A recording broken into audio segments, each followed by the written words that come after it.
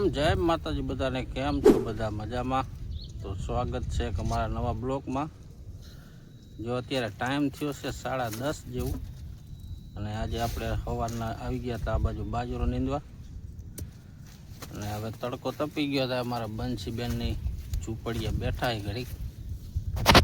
છત્રી આવી રાખીને સાયો કર્યો છે બેઠી છે રંબે એકલી એકલી અમે નીંદતા હતા બાજરો જો એક ભાગનો નીંદી ગયો છે અડધો બાકી છે હવે આજે સાંજ સુધીમાં લગભગ ખૂટી જાય હાલો પાછા આવેલા જઈ નીંદવા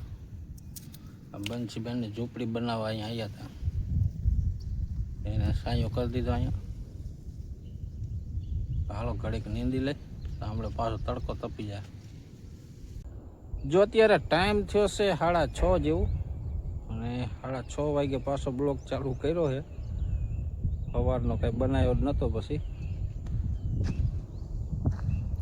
અત્યારે નાહીને પાછા આવ્યા આ બાજુ બાજરા માટો મારો આજે જો સવારનું નીંદવાનું હાલતું હતું થોડા ખરી આ બાજુ રહી ગયા નીંદવાના 7-8 ખરિયા જેવું રહી ગયું આ બાજુ પાણી ચાલુ કર્યું હતું હાંજનું એ બાજુ તાણ પડી જાય પાણીની એટલે 2-4 કેરા જેવો કે પાઈ દે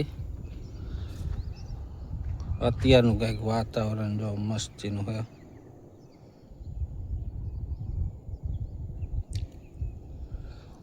બાજરો કંઈક જો આવો થઈ ગયો છે હવે આને પાછું એકવાર ખાતર નાખીને પાઈ દેવું એટલે મસ્તીનો થઈ જાય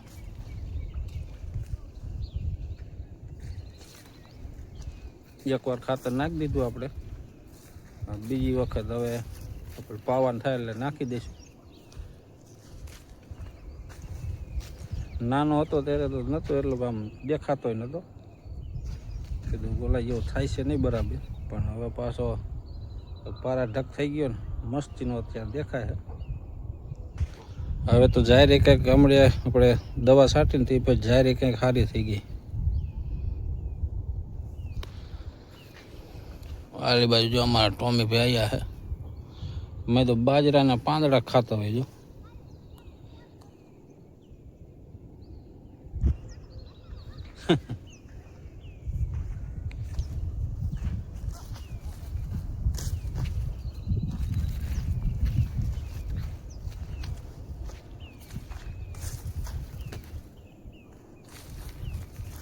નીંદો છે ને કીધું 1-2 દી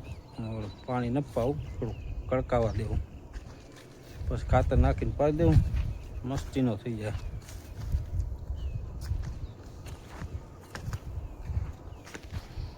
તો જાહેરી હવે કાંઈક કલરમાં આવી ગઈ છે વાલી બાજુ શાક પારવી તો છે શાક ઘાટી છે ને શાક પારવી છે ને એવી છે બધી જો આ બાજુ મસ્તીની હવે દેખાવા મને છે જો અત્યારે ટાઈમ થયો છે 7:30 જેવું અને આપણે આવી ગયા અત્યારે ભેં દોવા જો અને અમારે આ ભેંને જો કાયમ આ વાયલા ટાંગા 2 બાંધવા પડે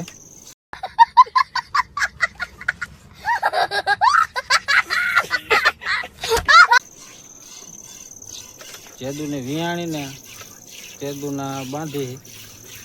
નકર પછી ઊભી ન રહે પેલું વેતરું હતું ને એટલે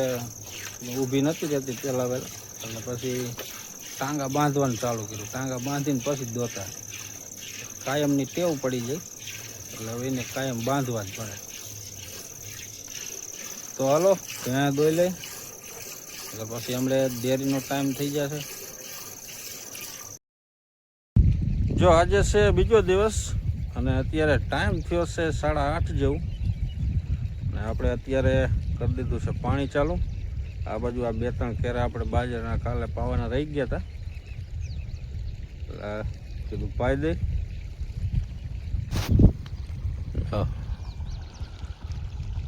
અત્યારનું કંઈક વાતાવરણ જો આવું છે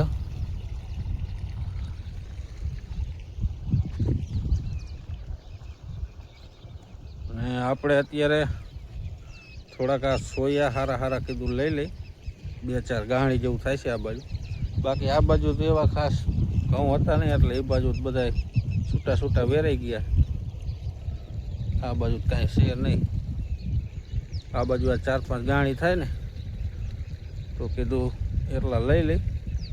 ક્યારેક ક્યારેક પર ભેહું નાખવા થાય. 1-2 કીધું પેલા બાજરાના કેરા રહી ગયા કે પેલા પાઈ દઈ, પછી ઢાળ લઈ આ બાજુ.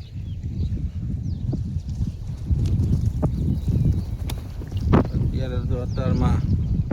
પવન એવો ચડી ગયો છે, ઠંડો પવન આવે. પવન તો કાલે આખો દી એવો હતો, તડકો લાગે એવું નહોતું કાલે. જોઈલ બાજુના આ સોયા પીડા ને કીધું આ ખૂણાના સારા, બાકી તો ઓલી બાજુ તો નથી. ઢેર લે સુરત દાદા જો ઉગીને આટલે ચડી ગયા છે.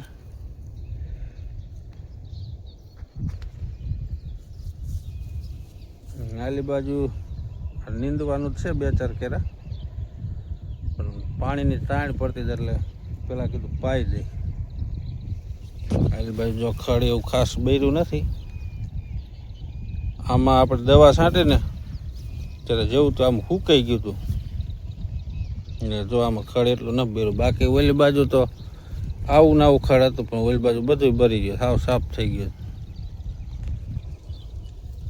જેમ તમારે ખડની દવા મારવી હોય ને એટલે થોડુંક લીલું હોય ને પગ ભલે આમ ગુતાતા હોય અને મારી દો ને મસ્તીનું રિઝલ્ટ આવે, બધું ખડ સાફ થઈ જાય.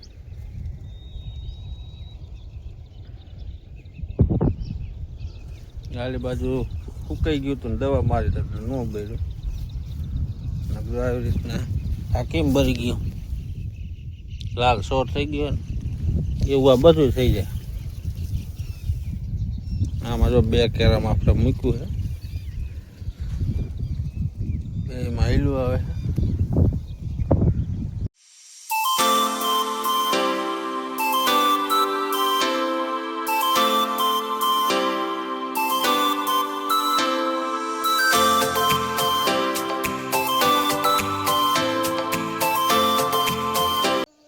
જો આપણે આવ્યા છીએ અત્યારે આ બીજી વાડીએ એરડા નણવા. એરડા જો અહીંયા વાડીએ હાવ સુકાઈ ગયા છે, એટલે કીધું નણી આવી. અને આજનો બ્લોક આપણે અહીં સુધી મળી, પછી કાલ નવા બ્લોકમાં. ત્યાં સુધી બધાને જય માતાજી.